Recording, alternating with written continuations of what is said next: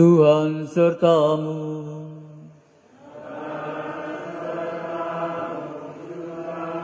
Inilah Injil Yesus Kristus menurut Santo Matius. Dimuliakanlah Tuhan.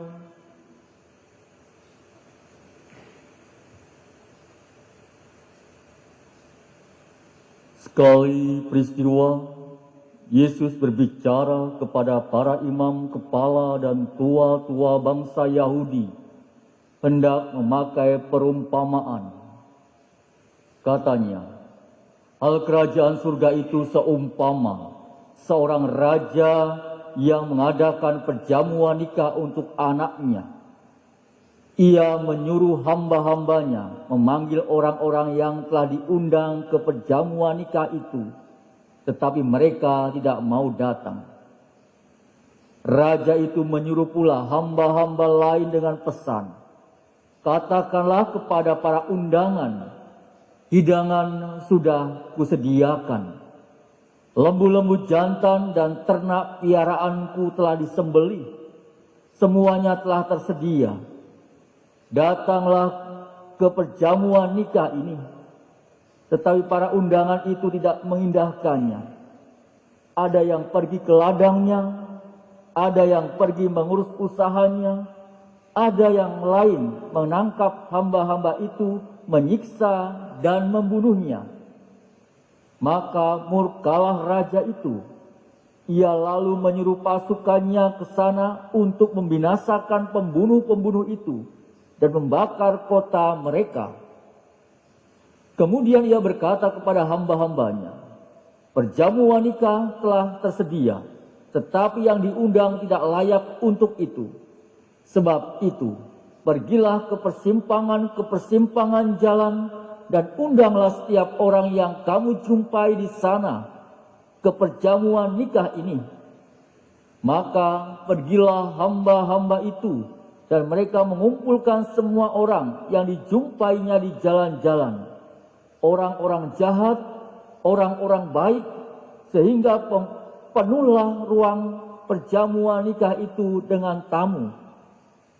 Ketika raja itu masuk untuk menemui para tamu, ia melihat seorang tamu yang tidak berpakaian pesta. Ia berkata kepadanya, "Hai saudara, bagaimana saudara masuk kemari tanpa mengenakan pakaian pesta?" Tetapi orang itu diam saja. Maka raja itu lalu berkata kepada hamba-hambanya, "Ikatlah kaki dan tangannya, dan campakkanlah orang itu ke dalam kegelapan yang paling gelap. Di sana akan ada ratap dan kertak gigi, sebab banyak yang dipanggil, tetapi sedikitlah yang dipilih." Berbahagialah kita yang mendengarkan sabda Tuhan dan tekun melaksanakannya. Sabdamu adalah jalan, kebenaran dan hidup kami.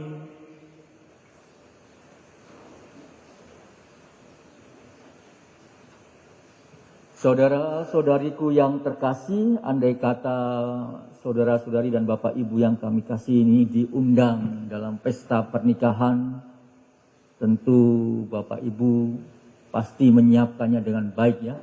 Tidaknya pakaiannya yang layak untuk pakaian pesta dalam perjamuan pernikahan ataupun perjamuan-perjamuan lain atau pesta-pesta yang lain.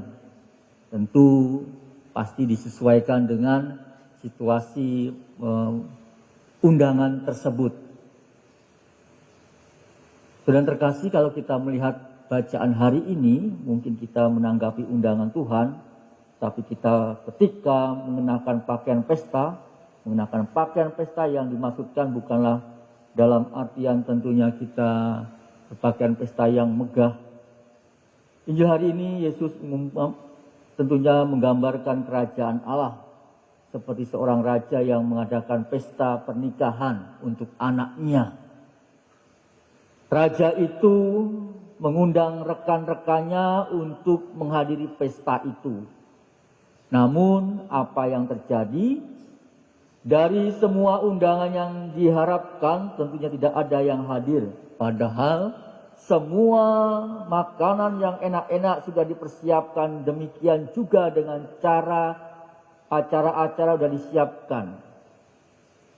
Lebih tragis lagi, bahwa yang diundang bukan hanya tidak peduli dengan undangan itu, lalu sibuk dengan pekerjaannya, tetapi malah menangkap hamba-hamba raja itu, menyiksa, lalu dibunuhnya.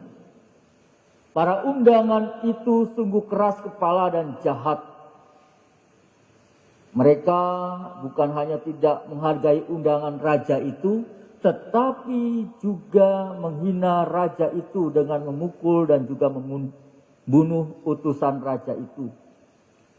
Dan terkasih, tentu penolakan para undangan tidak membuat raja itu tentunya membatalkan atau membubarkan pesta. Malah sebaliknya, raja itu menyuruh hamba-hambanya untuk mengundang siapa saja untuk hadir ke dalam pesta itu untuk menikmati hidangan yang telah dipersiapkan. Lalu bagaimana untuk kita refleksikan dalam perumpamaan ini? Tentu perumpamaan ini menggambarkan kepada kita bahwa raja yang mengadakan pesta pernikahan adalah tentu Allah sendiri yang mengadakan perjamuan sukacita di surga. Allah sudah menyediakan segala sesuatu untuk semuanya yang akan masuk ke dalam kerajaan surga. Di sana ada sukacita yang berlimpah. Allah menghendaki semua orang tentunya untuk masuk ikut pada perjamuan itu. Oleh karena itu Allah juga mengundang manusia, mengundang kita semua.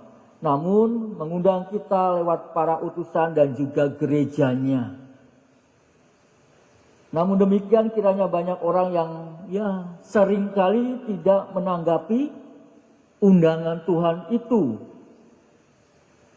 Kita terkadang sibuk dengan pekerjaan-pekerjaan kita. Dan malah ada pula yang menolak undangan dengan membunuh utusan Allah. Memang membunuh yang dimaksudkan bukan hanya dalam bentuk pembunuhan fisik, tetapi bisa juga dengan sikap mencela atau menghina para utusan. Misalnya saja saat para pengurus gereja ataupun ketua-ketua komunitas, ketua-ketua wilayah, gereja mengajak kita untuk dalam undangan Tuhan. Terkadang orang malah mengatakan, untuk apa kita ke gereja, untuk apa kita berdoa, untuk apa kita beriman. Atau dengan kata-kata lain yang mana hal itu seringkali bisa saja menjadi melemahkan iman para utusannya. Ya, seringkali juga ketua-ketua komunitas, ketua-ketua wilayah itu mengeluh, Romo, saya sudah seringkali mengajak umat komunitas itu untuk doa bersama, untuk merayakan perayaan Ekaristi bersama, tapi tetap saja tidak mau hadir dan juga menolaknya. Ya. Itu juga kadang melemahkan komunitas, ketua-ketua komunitas dan ketua-ketua wilayah. Namun tentunya harus kita ingat bahwa orang yang menolak undangan Tuhan, hidup mereka akan berakhir pada kebinasaan. Maka baiklah kita menanggapi undangan Tuhan itu. Saudara-saudariku terkasih, penolakan orang-orang atas tawaran dan juga undangan Tuhan ini kepada manusia untuk ikut masuk menikmati perjamuan surgawi tidak membuat tentunya Tuhan membatalkan ataupun membubarkan pesta perjamuan surga. Allah tentunya tetap rindu menghendaki kita masuk dalam perjamuan itu. Tuhan tetap setia mengundang kita terus menerus. Tidak jemu-jemunya Tuhan mengundang kita. Maka Tuhan selalu dan juga kapanpun mengundang kita semua. Perjamuan dan undangan Tuhan nyata dalam perayaan Ekaristi. Yang tentunya pada hari ini pula kita rayakan. Dalam perayaan Ekaristi, Tentunya Tuhan sendiri telah menyediakan perjamuan itu untuk kita dan juga menyediakan makanan untuk kita. Makanan rohani yang dipersiapkan Tuhan tentunya adalah Yesus sendiri yang mengorbankan diri menjadi tubuh kehidupan kita. Itulah makanan iman kita. Namun apa yang terjadi, saudara sekasih, kita seringkali menolak undangan Yesus untuk menghadiri perjamuan itu. Kita menolak undangan Yesus dalam diri kita untuk menghadiri perjamuan pada perayaan Ekaristi, pada hari Minggu, ataupun hari-hari dalam perayaan Ekaristi. Apalagi saat ini tentunya kadang alasannya yang paling kuat adalah takut dengan corona. Setiap orang pasti mengalami ketakutan. Saya, Anda pasti mengalami ketakutan. Namun demikian tentunya kita pun dalam diri kita dan juga gereja untuk mempersiapkan hal itu untuk bagaimana kita menjaga diri kita. Ketakutan tentunya membuat kita, tubuh kita itu semakin lemah. Imun kita kata orang semakin tidak kuat.